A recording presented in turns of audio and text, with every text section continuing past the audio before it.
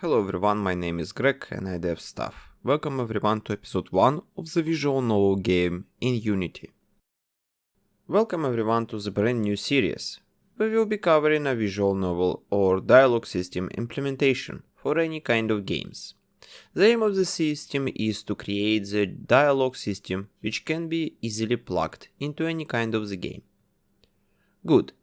In this tutorial we will be using a TextMesh Pro rather than simple text from Unity GUI. The reason is very simple. TextMesh Pro allows us to have a way more flexibility with our implementation. Okay, let's add TextMesh Pro object on our scene. It will ask us to implement TMP Essentials. Press Import TMP Essentials to allow us to work with the TextMesh Pro.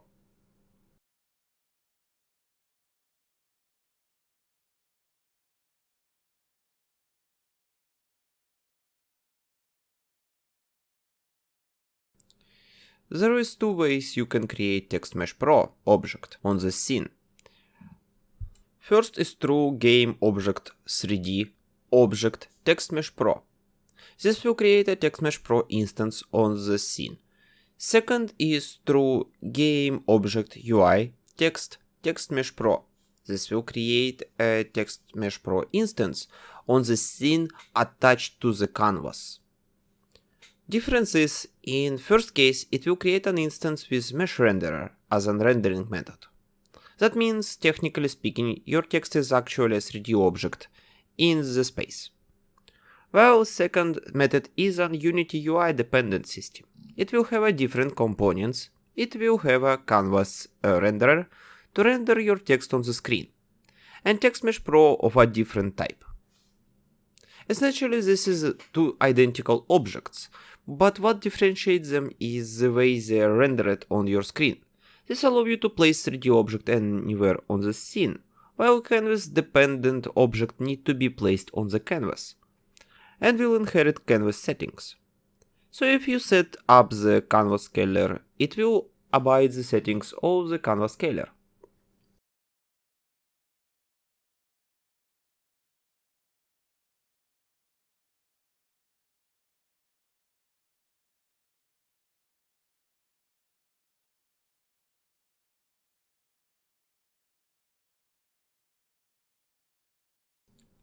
For now we will be using the UI one. Select the TextMesh Pro. If you input something into the text in the inspector, you will see that it will overflow down the line. So we need to designate more space for our text on the screen. Notice that if you use those small white boxes, it will not move the pivot point of the object. This is happening because if you use those boxes, it changes the margin of the text, space between text and the edges of its container. You should use them for offsetting the text, and not for text placement on the screen or assigning the text area. To designate area on the screen, use Rect tool.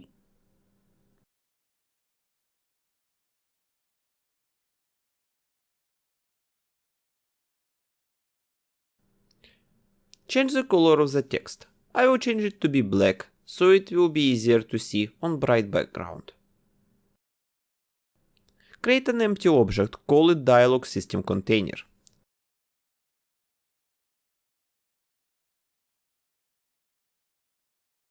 Select the newly created object, nullify its position, and create another new component called Dialog System.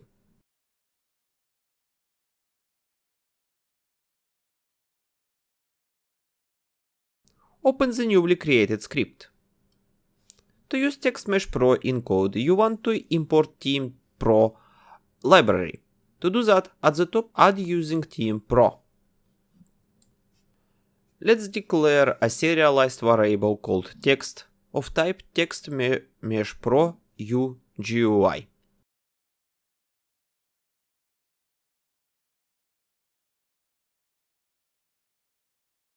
Let's go into the editor and assign it. If you want to use 3D Space 1, the type will be TextMesh Pro instead of TextMesh Pro UGUI. We're actually going to go back to the 3D Space 1 later on in the tutorial.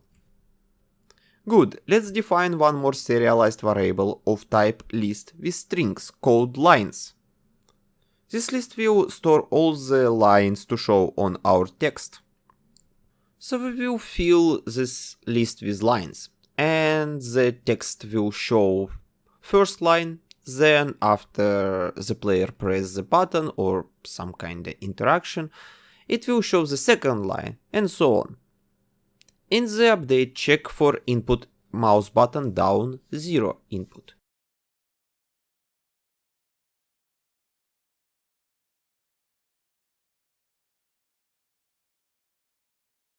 If it is true, call and create a new method called pushText.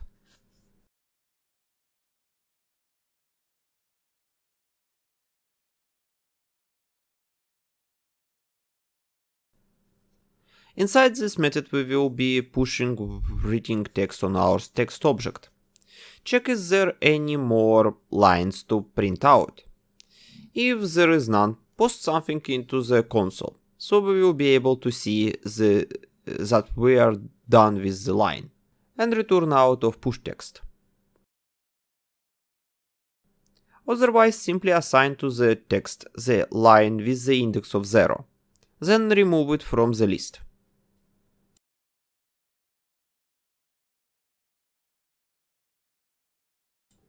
Open the editor and let's write some text lines into our list.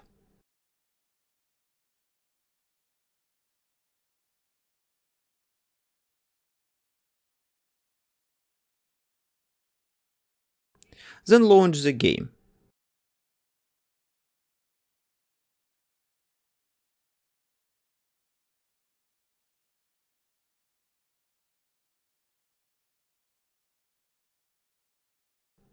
As you can see, the text is being pushed on your object every time you press the left mouse button. We start with empty text object or with this test text I left. To fix this, push text once at the start of the dialog system.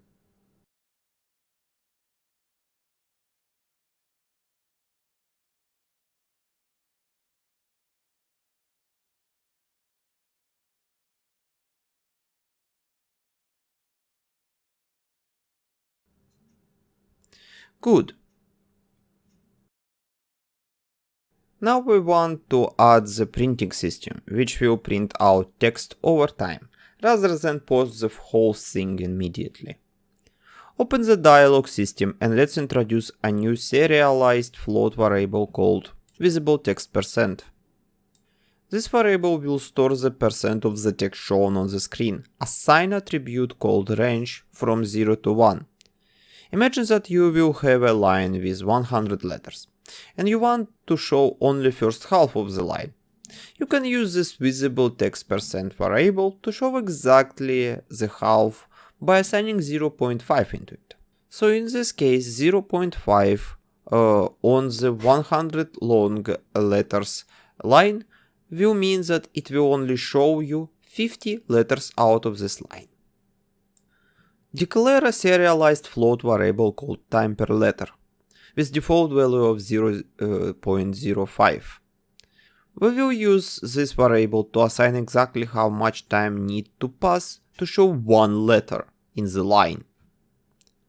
Declare float variable called total time to type and current time. We will use those two variables to calculate the percent of shown text.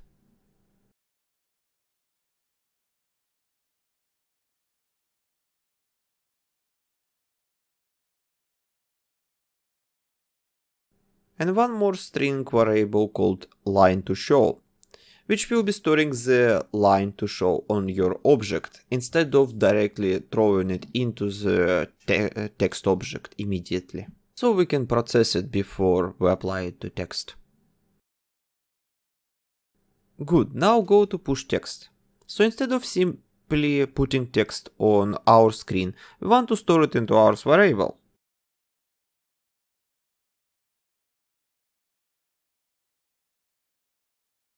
Then we want to calculate total time to type. It will be equals to the length of the line to show multiplied by time per letter.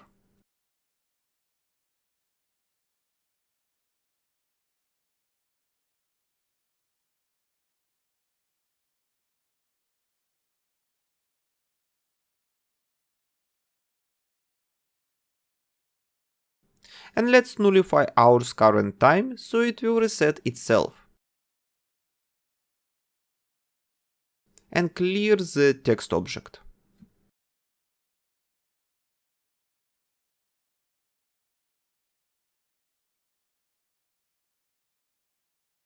Now go and create a new method called typeOutText in the update. In this method we will progress the timer and will type out the text on the screen. Inside the newly created method, add time delta time to the current time. Good, now we want to calculate the total amount of letters to show. To do that, first we need to calculate the visible percent. To calculate the percent, you want to divide the current time by total amount of time. Then we want to calculate total letter count based on our percent of visible text.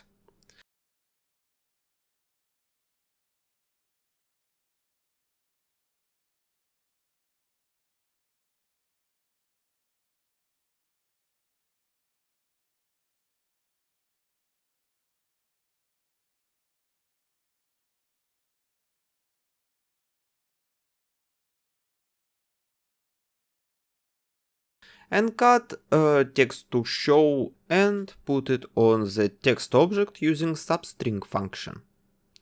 First parameter there is the index of the first letter and the second parameter is the last index.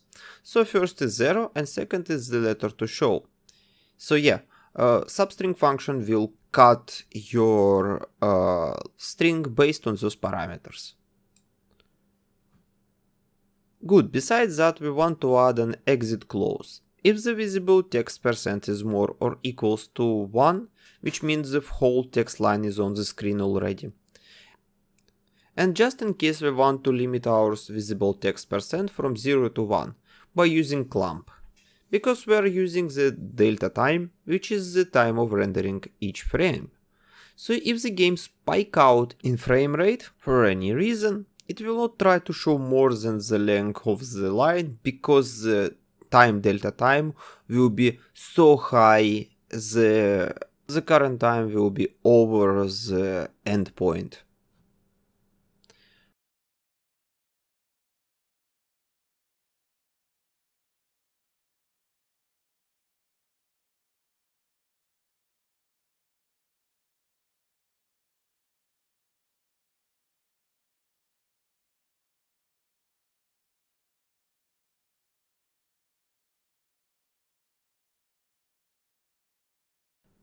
Why are we not... Oh, we forget to nullify the visible text percent.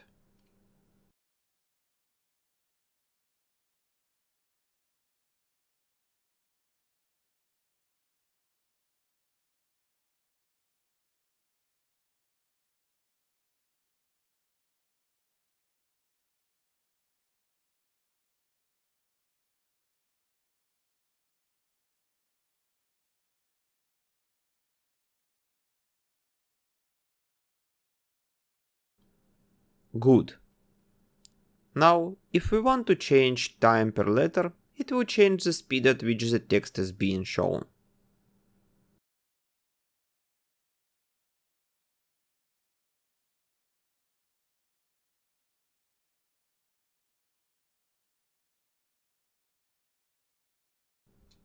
Okay, one last thing.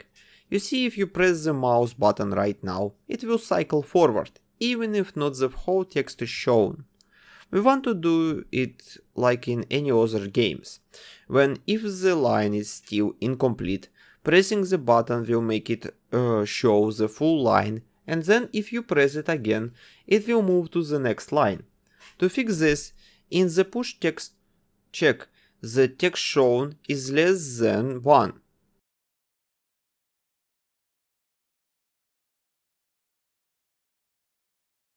In that case, make visible text % equals to 1 and return out of the statement.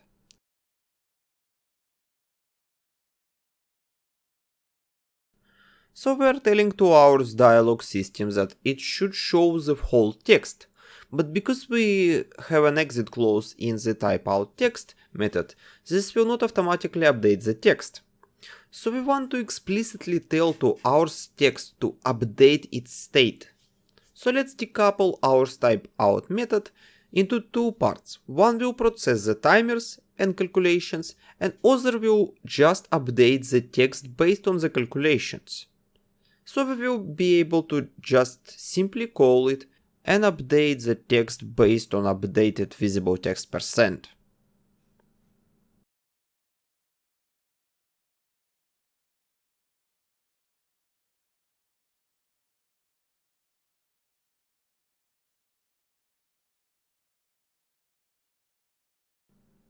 Let's test this.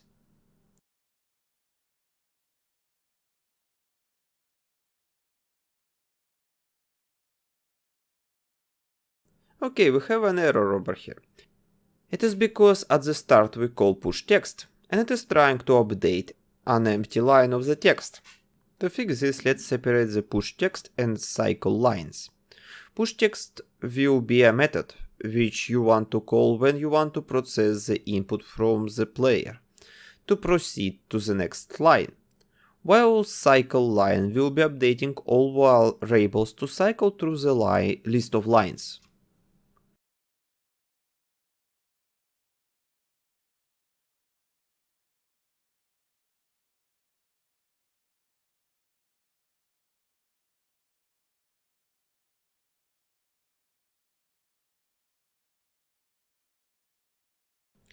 So at the start, instead of calling pushText, call cycle line.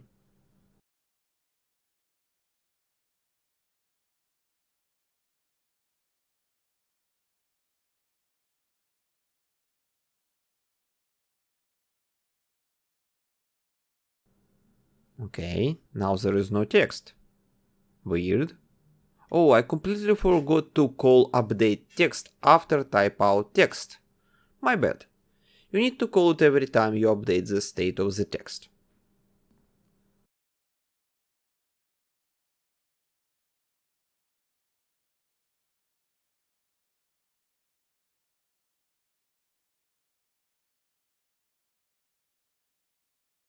Good job.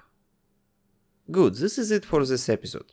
If you have any questions or any ideas about code, please leave your comments below. If you are interested in seeing what will come out of this, please subscribe. If you want to support further, you can find my Patreon in the description. With the best regards, see you in the next episode.